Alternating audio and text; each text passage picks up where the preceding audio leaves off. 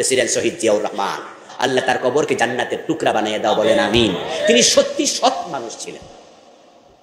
President Ziaur রহমানের সততা নিয়ে আজ পর্যন্ত কেউ প্রশ্ন তোলে না, এবং সাধারণ মানুষের নেতা ছিলেন। তিনি একটা গেঞ্জি গায়ে দিয়ে, মাথায় একটা টুপি দিয়ে, তারপর তিনি খাল কাটার জন্য পাবলিকের বিভিন্ন এলাকায় চলে যেতেন, মানুষের সাথে মিশতেন।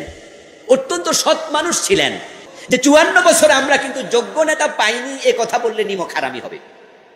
বঙ্গবন্ধু আসলে একজন যোগ্য মানুষ ছিলেন, ক্রিয়েটিভিটি ছিল তার। বক্তৃতায় ঘুমের মানুষ সজাগ হয়ে যেত।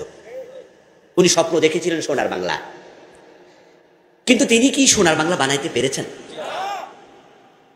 সোনার বাংলা বানানোর স্বপ্ন দেখে দেশটা তিনি স্বাধীন করলেন। মাত্র ২ থেকে ২.৫ বছর পরে তার স্বপ্নটা ভেঙে গেল। তিনি আফসোস করে এক প্রোগ্রামে বলেছিলেন, এক বক্তৃতায় বলেছিলেন, আমি পারলাম না, মানুষ পায় স্বর্ণের খনি, আমি পাইছি স্টোরের খনি।